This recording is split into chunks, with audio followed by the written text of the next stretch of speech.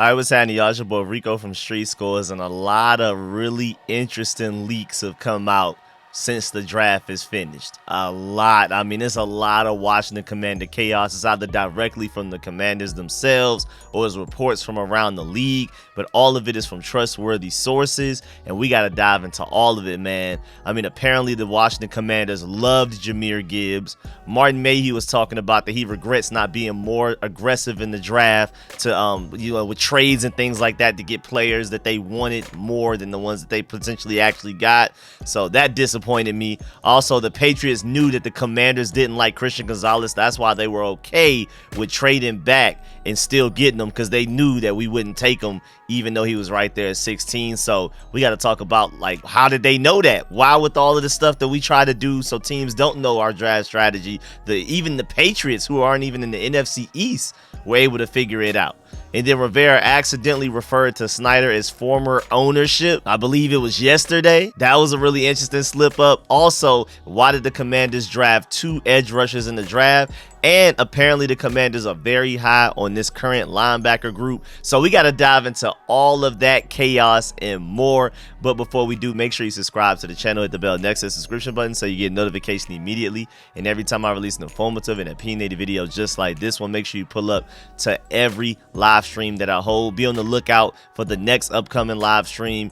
I am feeling a little bit better now, so I'm guessing that maybe we can have the live stream tomorrow, as in Monday. I'm recording this 9:52 p.m. as of right now on Sunday, so be on the lookout for Monday, maybe at worst Tuesday, that we have a live stream to review everything that happened in the draft. And I'm gonna open up the phone lines for y'all to call in and voice your opinions on everything that went down. So make sure you pull up to that, because y'all are gonna be just as much as part of the show as I am. I'm really gonna be the facilitator, if anything, and I'll answer whatever question you may have or whatever, things like that. But ultimately, this is our show. Probably Monday or Tuesday. Also, be on the lookout, because I'm gonna try to do film sessions for all of the players that we drafted. Speaking of all of the players that we drafted, I am working on my Braden Daniels video. It's just so many things, like other things are just getting in the way and pushing it back. So be on the lookout for that as well. And I'm gonna eventually do a full draft breakdown and review, where I review every pick, where they fit, weaknesses, strengths, everything. Sorry for the long intro, but just be on the lookout for that video as well. It's probably gonna be like an hour long, man. There's so much to talk about this draft class. I'm excited. And then speaking of intro, check out the new intro. Let's get it. You tell your family you're gonna be a commander.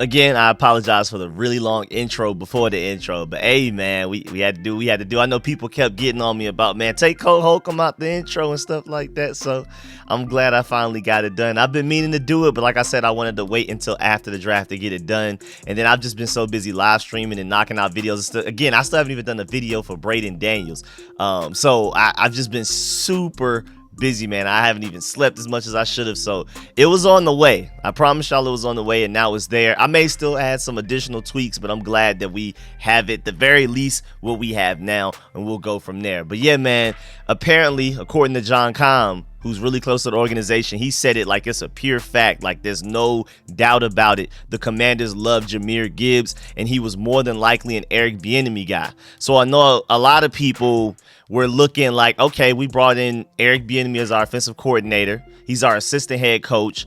We brought him in as if he had all of this power, and it looks like the first time that we took a guy that he was actually interested in, and like you could tell he had his hand on the pick, was, I mean, you could arguably say, and not until Chris Rodriguez, the running back we got in the 6th round. And you're just like, okay, I thought Eric Bieniemy would have enough control over this draft to where we at least took an offensive player within the first 2 rounds, and then even the 3rd round pick we got Ricky Stromberg. It's a lot of reports coming from the Commanders that that's more of a Travell Wharton guy. And again, just to let y'all know, if you haven't heard yet, Travell Wharton is basically our offensive lines coach. He was our assistant offensive lines coach. The reason we haven't technically hired a new one, or he hasn't officially been promoted to the real offensive lines coach, is because that we're waiting until Josh Harris and all of those guys officially officially by the team. So once that happens and we're fully done, everything transitions over to the new ownership, he will officially be announced as the official offensive lines coach, which is really weird. I don't know why we have to wait. I mean, you could just go ahead and announce it now, even if he technically doesn't have a new contract. I don't exactly know what's going on with that. But yes, he's our offensive lines coach, even though Ron Rivera and the company haven't officially told us. John Commons let us know it's already done. So again, I mean, technically, our third round pick, you can argue, was because of him. Him and Travell Warden and Ricky Strongberger. Strongberg. I don't know why I keep wanting to call him Ricky Strongberger. It just makes him sound a little bit stronger. Ricky Strongberg or Ricky Strongberger. I don't know. It's something about the Strongberger that sounds a little bit more like cornbread fed. I don't know. Maybe I'm tripping. But Ricky Strongberg and Travell Warden are the ones that reportedly have that amazing chemistry. It came out after we drafted him that Travell Warden was probably the main reason that we drafted him. He said it himself, like he had an amazing relationship with Travell Warden already. They talked over the phone and stuff like that. And I believe maybe when he visited as well, Travell Warden was probably the one talking to him the most and all of that type of stuff. So that wasn't Eric Bieniemy guy yet either. So maybe the soonest is Braden Daniels, who we don't even project to start at any point this season. He's a raw guy that, you know, right as of right now, they're projecting him to develop him into a tackle. But, I mean, with short arms and him being underweight right now, I mean, being underweight, if anything, is better at tackle. But the short arms, if anything, is better at guard. And Ron Rivera said that I think he admitted, like, yeah, he'll probably end up at guard at some point. But we want to, at the very least, try to develop him as a tackle. Basically the same thing as Samuel Cosmi, whose arms were too short. And so now look at him. 2 years later, full-time right guard. And we tried to force him at tackle. I've been telling people we should have moved Samuel Cosmi to guard like a minute ago because he has Brandon Sheriff level potential there. Kept trying to force him to tackle, see what happens. And it looks like we're about to, we're doomed to repeat the almost same mistake with Braden Daniels. But that's not even the main topic here that I was trying to talk about. Again, the main point is, it looked like Eric Bieniemy had no real say in this draft. From Ron Rivera was talking about before the draft how much say he would have in it, and it just didn't really look like it in the draft. But then John Com reported after the draft that the Commanders did love Jahmyr Gibbs, and that was more than likely an Eric Bieniemy's guy. If we would have took him in the first round, then that would have been an Eric Bieniemy pick. And he was almost right there. I mean, pick 12 overall. We were only 4 picks away.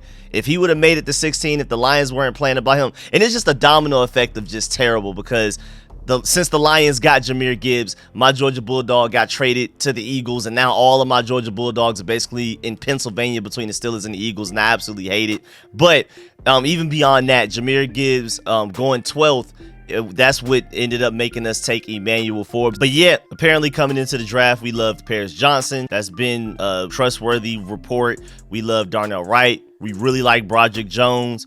And then, of course, we really loved Emmanuel Forbes coming into the draft because Ron Rivera even said in a video the morning of the draft that Emmanuel Forbes is there. We're taking him. But Jahmyr Gibbs, you can argue if Emmanuel Forbes and Jahmyr Gibbs are both there at 16, we may have leaned towards Jahmyr Gibbs because that would have been an Eric Bieniemy pick.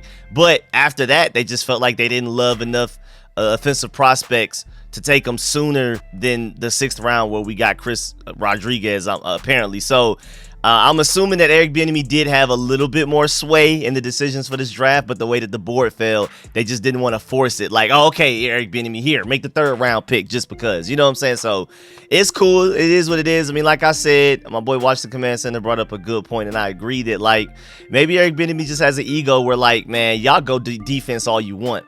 I'm king here. I'm the genius. I'm going to make it work regardless. So I like that. And also, before we leave Jahmyr Gibbs, just wanted to point out the fact that he is born and raised in Georgia. Went to Georgia Tech at first, but then ended up at Alabama. This is just what Georgia talent does. I don't know if y'all know, just to digress a little bit, out of all of the 2023 NFL draft picks, most of them come from Florida with 30. Texas had 29. California had 27. Georgia had 23. And Illinois had 12. Well, I also want to let you know that Georgia has less than half the population of all of those other places ahead of them, and then a slightly less population than Illinois behind them with 12. And again, Georgia only had 4 less than California, 6 less than Texas, and 7 less than Florida. I just want to go ahead and put that out there. The most efficient state at putting out dominant NFL talent is Georgia, point blank, period. But we ain't gonna dive into that too long. Also, the report that probably made me the most upset out of anything we're gonna talk about today is that Martin Mayhew admitted he wishes he had been more aggressive in pursuing trades in the draft. I mean, like Al Galdi said, I appreciate the honesty and I like a lot of the picks. I'm happy with the draft, but a lack of aggression is not good, especially when Howie Roseman is making one bold and seemingly smart move after another. And I mean, just like what happened.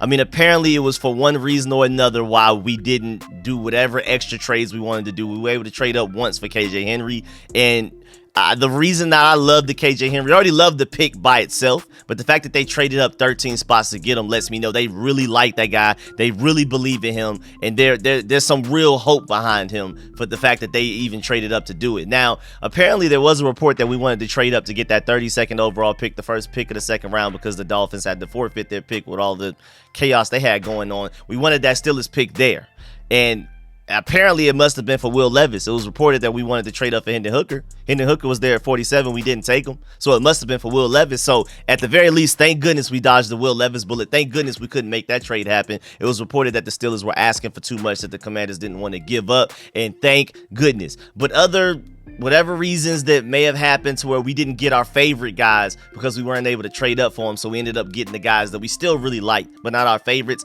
I hate to hear that. I absolutely hate to hear that. That annoys the mess out of me. Speaking of Howie Roseman, it's been reported from NFL circles, according to NFL Network, Peter Schrager, that some executives around the league are getting annoyed with how much praise Howie Roseman is receiving. And that irritated me for so many reasons.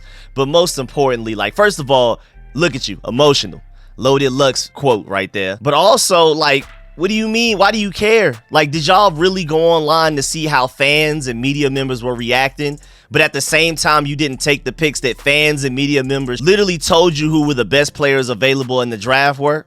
Literally, the Georgia Bulldogs are winning back-to-back championships, and these are the guys that were the faces of it and the main reasons that it happened. And you decided not to take those guys because you feel like the smartest guys in the room, and then you have the nerve to complain when people don't like what you did. At the end of the day, if you made the decisions that you made, stick with them. Like, apparently you really like the guys that you got, and you like them more. You feel like the Eagles are crazy for taking the Georgia Bulldogs, and that's why you didn't take them, because they were available deep into the draft, pick after pick, round after round. They were there.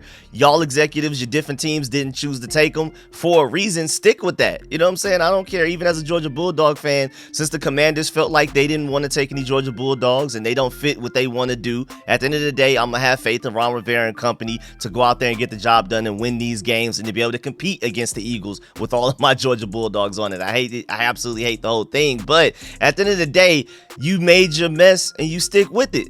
Or you made your picks and stick with it. It doesn't even have to be a mess. Like, I just don't understand why going into the draft, you see what everybody likes. You see what everybody wants. You diverge from that. You go the complete opposite because you feel like you're the smartest executive. You're the smartest team in the league. And then you're upset when people think you're not. When they don't agree with your picks, they told you what they wanted before going into the draft. And at the end of the day, it doesn't matter what fans and media members want. The only thing that matters is that you put together the team that you feel like gives you the best opportunity to win games. So I was like really irritated when I saw that report because I'm like, what does that mean? Y'all knew what y'all were doing going into the draft when you did that, when you made those picks. And then next up, the thing that probably had me the most worried, but maybe not the most irritated, was the fact that, okay, so the Patriots traded back. The Jets ended up reaching for Will McDonald. I mean, the report doesn't say reach. They said drafted, but they reached on Will McDonald. And that was after the Georgia Bulldogs. And that was after the Steelers took another Georgia Bulldog and Broderick Jones. But it says that the Patriots had intelligence that the Commanders preferred cornerback Emmanuel Forbes over Christian Gonzalez, who we ended up taking at 16. So that's why they were able to comfortably trade back to the pick behind us, gain some draft capital, and then still get their guy because they had basically no shadow of a doubt that we would take Christian Gonzalez over Emmanuel Forbes. They knew it was Emmanuel Forbes and nobody else. At the very least, it wasn't Christian Gonzalez. And I'm not exactly sure how they got that information, but we got to do a better job of keeping things in-house because at the very least, we need to scare the Patriots into not trading back, and they just got to take Christian Gonzalez before he's even there for us at 16. We cannot allow teams to play us like that in the draft, to just basically work around us like, oh, we're good. We don't have to worry about them taking this guy, so we can trade back behind him. He's still going to be there, which benefits us and doesn't help the Commanders in any way possible. It'd be different if maybe we traded with the Patriots and then it was like, okay, we both win. But the Patriots just basically look like, oh, we know what the Commanders are doing. We ain't worried about it. We gonna still get our guy. We ain't worried about the little Commanders that's in front of us right now. So that irritated me as well. Like a lot of these reports that we're talking about today. And then also the Commanders clearly took 2 edge rushers in a draft, and they probably could have waited to get Andre Jones until after the draft as an undrafted free agent.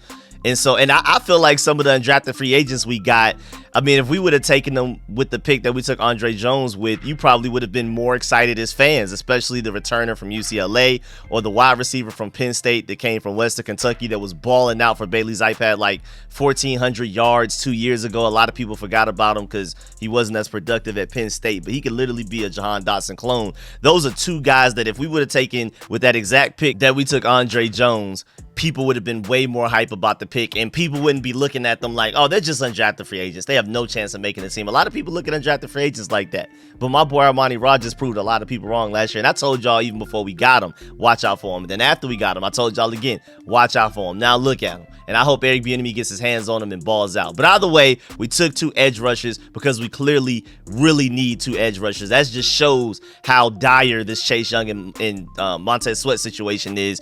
Somebody's gone, basically. I was still hoping, I'm still to this very moment holding out hope that we could somehow keep both of them. But we took 2 edge rushers in the draft. Again, we could have waited till after the draft to take Andre Jones, in my opinion. I feel like he still would have been there. But they're like, we can't take any risk. We need edge rushers bad. And that just shows even more that it sounds like at the very least one of those guys are gone, maybe even both of them. But at the end of the day, man, if you're looking at our depth chart, the entire defensive end group, other than the 2 guys that we just drafted, and KJ Henry and Andre Jones, all of their contracts end after this 2023 season. Literally, before the draft, entering the draft, we had no defensive ends, edge rushers on contract going into the 2024 season. Not one. William Bradley King, James Smith-Williams, Casey Toohill, F.A. Bada, none of them. Montez Sweat, Chase Young, throw them in there as well. Literally, if we would have fast forwarded without the draft of the 2024 season, the Commanders would have no defensive ends on their roster. And it's crazy because James Smith-Williams is a defensive end and a defensive tackle. Some people look at him as more of a defensive tackle, and he's not even on contract going into 2024. So anybody with a defensive end bone in their body is gone. And of course, Shaka Toney is suspended for at the very least 1 year. It definitely probably will end up getting cut because Andre Jones, you can argue, is basically a Shaka Toney clone, the exact same build, mode, and everything. Basically a pass rush specialist. Not as athletic.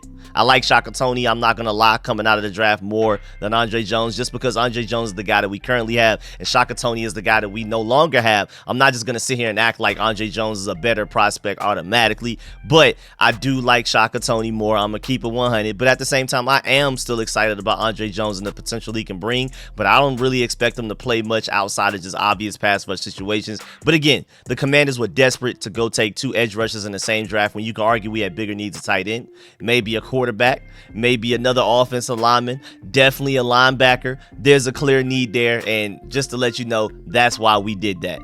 And then also, moving on, Ron Rivera mistakenly referred to the Snyders as former ownership yesterday, and then he quickly changed it to current ownership, like my bad. So that's just another sign that with several Jason Wright comments, him on the Pat McAfee show for like 30 minutes and all of the interviews he's been doing, that in the minds of folks in the building, the Dan Snyder run is clearly done. It's over. He's moving on. This team sale, if you didn't already know for sure that it's 100% final, you should definitely know by now that it's done.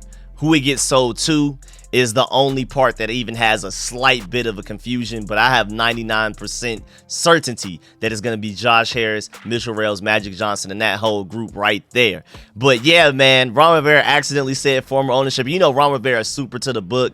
I mean, they asked him about some Snyder questions before the draft. He was like, I can't even speak on that right now. And he even slipped up and said former ownership, because at this point, it feels like it's former ownership. I'm pretty sure he hasn't talked to Dan Snyder in a pretty long time, which is another thing that I question. Like, you know how after we draft players like Emmanuel Forbes and those guys, we fly them out in a private jet to the Commanders facilities in Ashburn and all of that, so everybody can talk to them in person and things like that.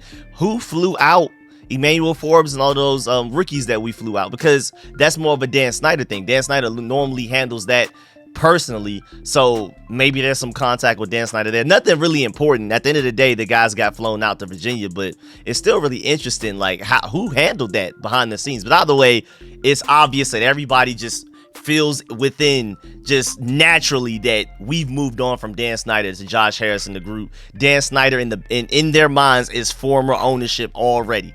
even to a guy like Ron Rivera that really tries not to slip up in situations like that. So that's really interesting. And then also the Commanders must apparently really love this linebacker group, because as of right now we have Jamin Davis, Cody Barton, and then you can say it's a really considerable big gap, and we don't even necessarily love Cody Barton and Jamin Davis like they're just Pro Bowl, all-pro linebackers. So the fact that there's a big gap between those top two and the next guys is pretty crazy. You got Khalid Hudson, you got OJ, I almost slipped up and said OJ Mayo. That's crazy. We got David Mayo, Nathan Gary, Dejon Scooter Harris, Milo Eifler, and Drew White. That's it. That's it. And we decided not to take a linebacker, not even in the 7th round. And so far from what I'm seeing out of all of the undrafted free agents that we've brought in, which is like 12 deep or something like that around, maybe even more, none of those guys are off-ball linebackers. So they must really like this linebacker group. They are clearly much higher on this linebacker group than most of us. And I'm one of those people, I'm probably in the middle, because I'm like, I mean, there's no real use in spending a lot of draft capital or going deep in the free agency, paying a linebacker a lot of money to bring them in for them to barely play, because we're going to run one linebacker on the field quite a bit. Like, I maybe not a lot of other teams do that, I don't know, but I know for a fact we're more likely to run with 5 defensive linemen, 3 safeties, and 1 linebacker than we are to have 3 linebackers on the field at any point in time. And most of the time it's only going to be 2. And then they probably liked what they saw from Khalid Hudson in that Cowboys game, with him maturing and developing. David Mayo is your certified run stopper on 3rd and 1, 4th and 1, goal line and stuff like that. So at the end of the day, if they like those 4 enough, and only one of them is going to be on the field quite a bit at a time, and at the very most is going to be 2, that's why they just don't feel like linebackers as big of a need as most of us do. Again, I'm kind of in the middle. I'm somewhere in between how the Commanders are on this linebacker group and where like 99% of fans are, where I feel like it wasn't necessary. Even as much as I love Deion Henley in the draft, I'm happy to see him stay in LA, man. To be Big U's son and to play for the LA Chargers is huge. If you know, you know. That's just a really interesting situation. I love that. If he didn't come to the Commanders, him staying in LA was my favorite place for him. But at the end of the day, man, it wouldn't have made sense for us to reach on any of these linebackers. You can argue it would have been reach or not, but at the end of the day, taking a linebacker within the first 3 rounds didn't make much sense for us, because they were barely going to play anyway. I mean, maybe they play more than Cody Barton, but at the end of the day, they weren't going to be on the field all the time, because right now, Jamin Davis is our linebacker that's going to probably play, say, 80, 90 something % of snaps every game if he's able to stay healthy and handle it. And then Cody Barton's going to be in there quite a bit, but probably only play like 60%. And then everybody else is lucky to see the field for more than 10, 15 snaps a game, if that. So that's why they just felt like, I mean, if you draft another linebacker and it just moves everybody down the depth chart, what did we sign Cody Barton for? Why are we high on Khalid Hudson? You know, so again, I would have found a way to add some linebacker talent later in the draft, maybe. At the very least, as an undrafted free agent, something. But they are really apparently high on this linebacker class, even higher than me. So I thought that was really interesting. But yeah, man, that's the end of this video. Please get in the comment section. Let me know how you feel about everything discussed in this video. Please leave a like on this video if you liked it, if you learned anything. As always, man, I appreciate all the support, man. Shouts out to all of my sponsors, especially my Pro Bowl sponsors, whose names you see scrolling on the screen right now. Again, let me know how you feel about the Jahmyr Gibbs situation, whether Eric Bieniemy has any real say or power so far, and if the draft just doesn't reflect how much power he actually has and decision making. Also, is it just Eric Bieniemy's ego? Give me some trash, I'm gonna turn it into treasure. Give me lemons, I'm gonna make lemonade type of thing. Let me know. Also, let me know how you feel about Martin Mayhew regretting not being more aggressive in the draft. Like, what do you mean? And then also how the Patriots knew that we didn't want to take Christian Gonzalez and they were able to play us the way that they did and still get their guy. Also, Rivera referring to Snyder as former ownership slipping up. I mean, the fact that he corrected it made it even a little bit more suspicious. Like, I meant current ownership, you know, that made it even worse. Like, you might as well just kept going with former. You already said it out loud, we heard you. And then also why we took 2 edge rushers in the draft and our edge rush situation and how high the Commanders are in this current linebacker group. And man, I'm gonna catch y'all later. I'm out.